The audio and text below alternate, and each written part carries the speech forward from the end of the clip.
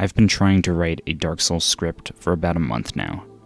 I keep getting like 2/3 of a script done, reading it back, realizing it sucks, and starting from scratch. It's been...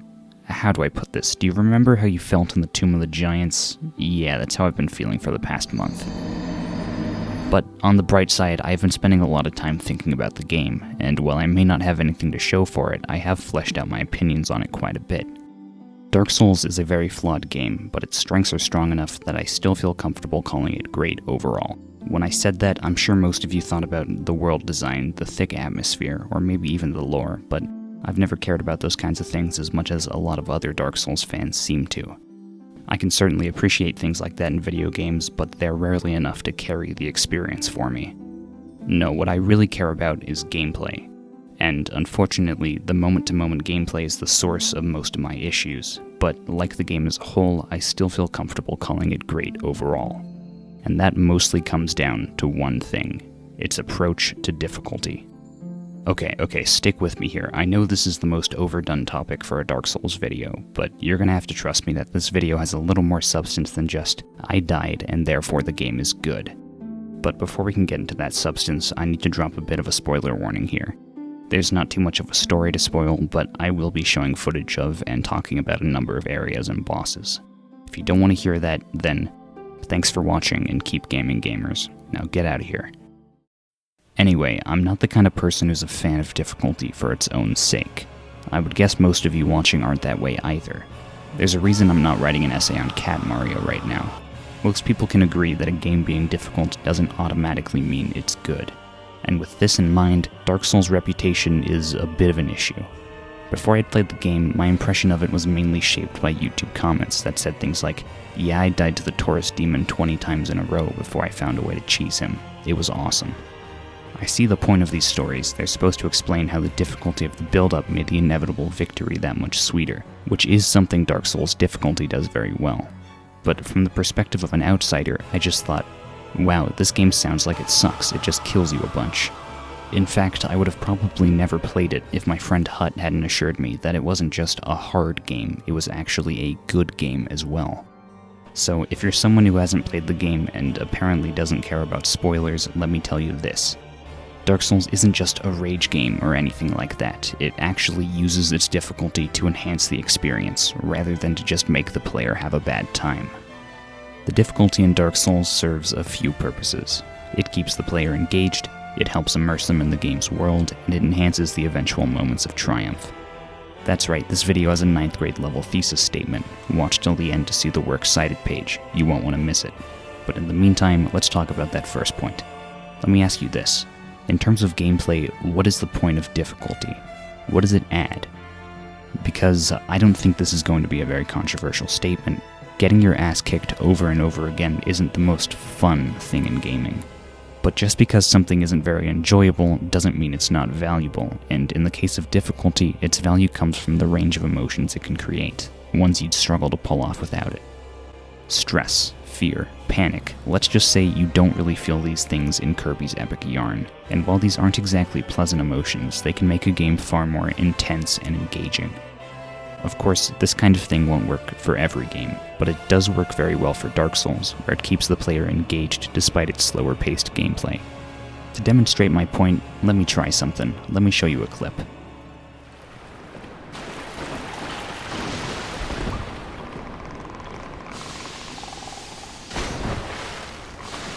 Uh-oh. Hey, Dark Souls players, are you guys a little stressed out yet? Because let me tell you, I certainly was. I see what I think are just 2 basilisks, so I decide to run in and take them on, and next thing I know, I'm running myself into a corner with like 6 of them chasing me. I'm whiffing swings, I'm hitting the walls, I'm panic rolling despite that being significantly slower than just sprinting. I am truly terrified in this clip. Because, for those of you who don't know, these are the most dangerous enemies in the entire series. If they successfully curse you, you'll have your max health halved until you get the curse purged, a significant hassle at this point in the game. While I luckily survived this encounter, my poor decision-making at the beginning almost had severe consequences. And that's the primary source of Dark Souls difficulty, and why its gameplay is so engaging. It's extremely punishing. Decisions you make now can be the difference between life and death later down the line. You can't take even the easiest enemies for granted. You have limited healing charges, and a careless mistake against an easy enemy will leave you with less Estus during tougher encounters later in the attempt. Speaking of, tougher enemies can absolutely shred your health bar, and groups of weaker enemies will have no issue overwhelming you. There are traps, there are ambushes, you can't even pause, you have very few opportunities to let your guard down, and being caught off guard can mean losing a significant portion of your health, or just outright dying. However, at a glance, the gameplay is a little underwhelming. It's quite slow, and its execution is very simple. If I was watching this footage I'm showing right now back before I played Dark Souls, I probably would have called it boring. But because the threat of failure is constantly looming over the player, and because even small mistakes can have a big impact, the player is forced to stay focused and play intentionally, and that is anything but boring. The difficulty in Dark Souls wasn't just tacked on for the sake of making the game hard, it's an essential part of the gameplay experience. But its effects aren't limited to just gameplay. Its difficulty also helps define the game's bleak atmosphere, and helps the player connect with their character's role in the game's world. So, I know I said in the intro that this sort of thing doesn't matter very much to me, and for the most part, that is true. I'm a gameplay sort of guy, and if a game's gameplay doesn't click with me, it's going to be hard for everything else to make up for that. But at the same time, I can appreciate the other things a game has to offer, and when I do enjoy the gameplay, like I do in Dark Souls, things like the visuals, sound, and in this case a vaguely defined atmosphere are just the cherries on top. So, to me, Dark Souls is a very immersive game. It's the kind of game I can put on and just shut out reality for a while, and just get sucked into Lordran instead. And there are a couple of reasons for that. It is a great, consistent visual style, even with its slightly dated graphics. It has shockingly good sound design, and it's easy to map out a lot of the world in terms of actual 3D space in a way that makes sense. But while all of those things are important, they don't tie into the topic of this video, so instead we're going to talk about how the game's difficulty is consistent with its world. Because the world of Dark Souls is incredibly hostile. Both the environments themselves and the creatures within them are extremely dangerous. And you don't need Vadi to explain that to you, you figure it out yourself by getting your ass kicked. When the crestfallen warrior basically says, "Hey bud, if I were you, I'd just give up now," and you've already gotten destroyed by the nearby skeletons, it might seem reasonable to seriously consider what he's telling you. So many games are power trips, and that's fine. I can't deny that it's fun to play as an unstoppable force of nature. But when your protagonist is essentially an unkillable god, having your supporting characters talk about how dangerous this upcoming situation is kinda takes you out of the story after a while. So there's something refreshing about the crestfallen warrior saying, "Listen man, you really don't want to go down into Blighttown," and later figuring out that, yeah, he wasn't lying. And to me, it's a lot easier to get immersed in your role as some nearly hollowed undead with a near impossible task in front of them when that task is genuinely difficult. It's admittedly a relatively small thing, and overall less important than the other things I mentioned about a paragraph ago. But after playing a bunch of Yakuza games in a row before my second Dark Souls playthrough, I found myself appreciating the fact that when the odds were looking bad for my character, they were looking bad for me too. Alright, all of that, everything I've said in this video so far is great and all, but that's not the main purpose of difficulty. Those aren't things that you're thinking about while playing, they're things you realize while trying very hard to write a script after the fact. No, the main purpose of difficulty is to make a player's eventual victory that much sweeter. This is something difficulty does on its own, but Dark Souls does do a few things to further promote this feeling. Though bosses typically create the most important moments of triumph, the game doesn't do a lot to further reward the player for taking them down. You get a large number of souls, but that's about it. But to be fair, the joy of taking down a difficult boss can typically carry this moment on its own.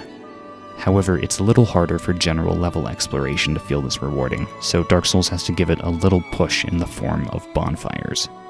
Bonfires are checkpoints, yes, that mark that you're making progress, but they're also the Swiss Army knife of checkpoints. They can do a lot, as long as you have the right items.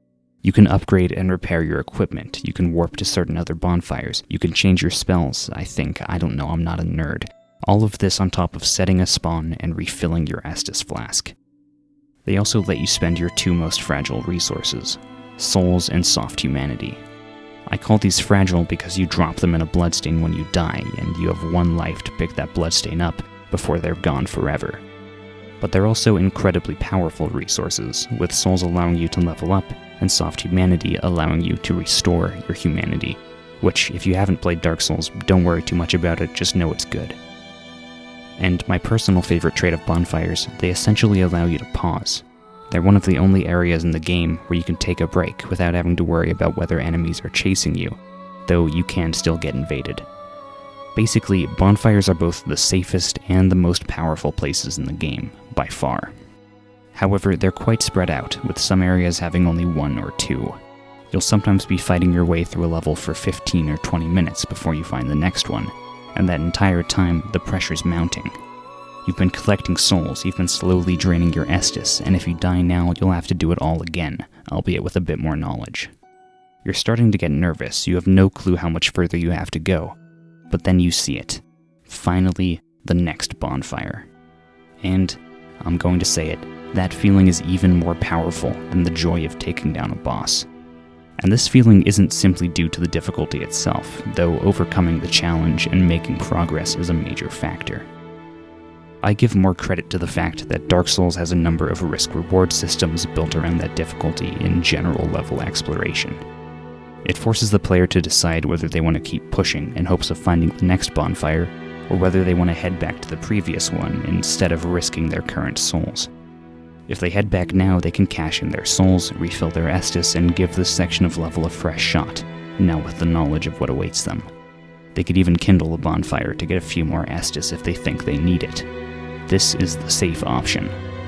But there's also a chance that the bonfire is just up ahead, so maybe it's worth it to keep pushing, despite the risk of losing souls and humanity.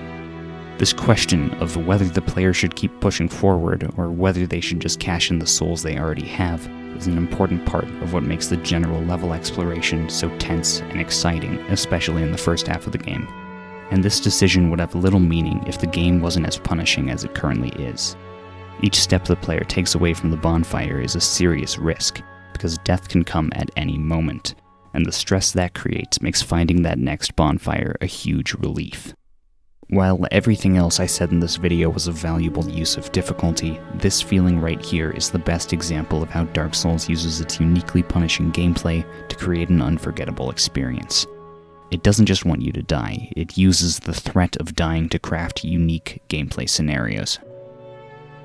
Okay, that was about 4.5 pages of praise for this game's difficulty, and it's at this point that I have to say that it's not perfect, despite how I may have made it sound.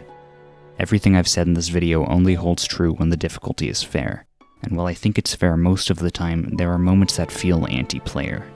The Capra Demon fights you with 2 bodyguards in the smallest boss arena in the game. I'm pretty sure I fell off this crystal more times than I died to Ornstein and Smo, and let's be honest, this was just mean-spirited. But moments like these are exceptions, and most of the time the difficulty is well-balanced and well-utilized. You know, when I started writing about Dark Souls, I wasn't sure what topic I was going to write about. Because this game has a lot to talk about, I didn't even begin to scratch the surface. The page of brief notes I took throughout this most recent playthrough is 2.5 pages longer than the actual script. But I'm glad I finally settled on just talking about the difficulty, even if it is an overdone video topic. It's hard to overstate just how much of an impact it had on my overall experience, to the point that if it wasn't so difficult, the game might have been one I just respected for its world and lore and all that, but one I didn't really personally enjoy. So many games, even some of my favorites, use difficulty a little carelessly, so it's nice to talk about a game that uses it intentionally as a core characteristic of its gameplay instead of just an afterthought. While simply calling the game hard doesn't fully capture why that's a good thing, I guess I can't complain that this is what the game is most known for. Anyway, here's that works cited page you were waiting for. Well, it's finally done. I truly don't know why this video turned into basically a full summer project instead of a regularly scheduled video. I'm sorry this one took so long, but I guess this might be a taste of things to come. I don't know if I'll get another video done this summer, so this is as good a place as any to say this. I'll be heading off to college soon, and I don't know what the workload there is going to be like, but it's entirely possible that the rate at which I put these out is going to fall off. Let's hope not, though, and I'll still be making videos, even if they do come out a little slower. Do you agree with this video? Do you think the difficulty goes too far? Do you think I'm reading too far into this? Probably on that one. Also, as of the time I'm recording this, I just checked, the channel has hit 100 subscribers. So to all of my subscribers, I just want to say thank you guys very much. And if you're not subscribed and you enjoyed the video, I would really appreciate it if you did. It helps the channel a lot. Anyway, thank you guys for watching, and keep gaming, gamers.